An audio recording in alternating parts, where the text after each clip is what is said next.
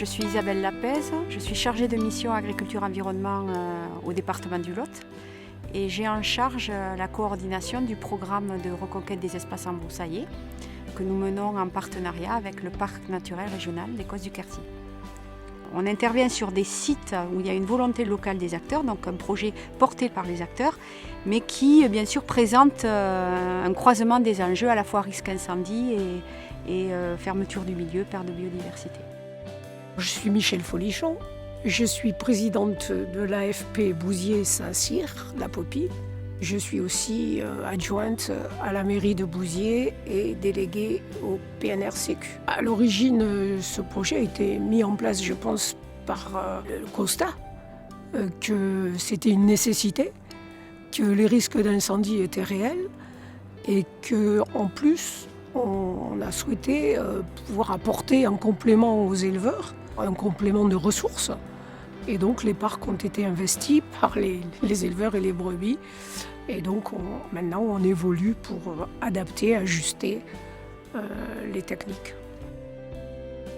Je m'appelle Justine Beck, je suis éleveuse dans le Lot. J'ai 250 brebis et je fais essentiellement du pâturage tournant. La végétation que nous pouvons trouver ici, donc il y a deux sortes de paysages en fait.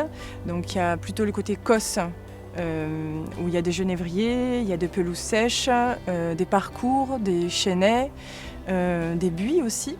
Et puis une autre partie beaucoup plus verdoyante avec des sols plus profonds où j'ai plutôt donc des prairies pour le printemps ou plus riches en fait pour que les brebis s'alimentent au mieux pendant l'agnelage. On a fait le choix dans le Lot de créer des associations foncières pastorales libres, c'est-à-dire qui s'appuient sur l'engagement volontaire des propriétaires. Le problème, c'est la déprise agricole, les successions et les gens qui sont aujourd'hui propriétaires de ces parcelles ne sont plus cultivateurs. Donc voilà, si on ne fait rien, le milieu se ferme. Et en même temps, on perd la biodiversité. Même les chasseurs reconnaissent qu'un milieu ouvert, c'est mieux. On essaye d'amener le groupe à prendre du recul sur la notion de lien à la propriété foncière et plutôt être ensemble en partenariat pour résoudre des problèmes d'embroussaillement et reconquérir ces espaces et en plus s'appuyer sur l'activité économique d'élevage pour valoriser ces milieux. Ça a aussi un impact sécuritaire. À partir du moment où il y a des troupeaux qui pâturent, automatiquement c'est un milieu plus accueillant et plus sécurisant. Un plan de gestion a été établi sur toute mon exploitation, que ce soit sur l'AFP ou sur les terres à la maison. Celui de contenir des ligneux, notamment donc le prunelier, ici c'est très fréquent le prunelier. Et donc il y avait eu du girobroyage de fée ou des léguionnages.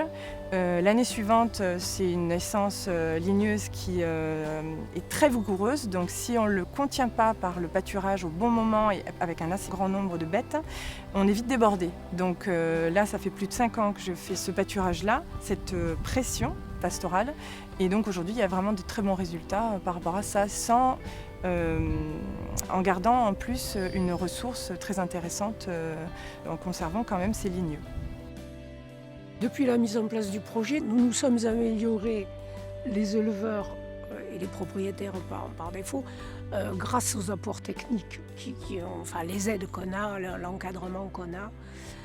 On connaît les moments où il faut pâturer pour arrêter justement l'embroussaillement, voire dans certains cas pour gagner dessus. Et donc là, ça commence à se mesurer, on commence à le mesurer. Et je pense que la preuve, c'est que les éleveurs sont demandeurs maintenant de surface supplémentaire. Le but du jeu, en fait, c'est de pâturer sans abîmer. Donc abîmer ni le territoire et ni détériorer l'état des brebis. Donc au bout de 5 ou 6 ans, nous, on peut aujourd'hui dire qu'effectivement, le pâturage a été extrêmement bien géré. Et là, il y a vraiment quelque chose à observer, quoi. Enfin, c'est vraiment très très bien.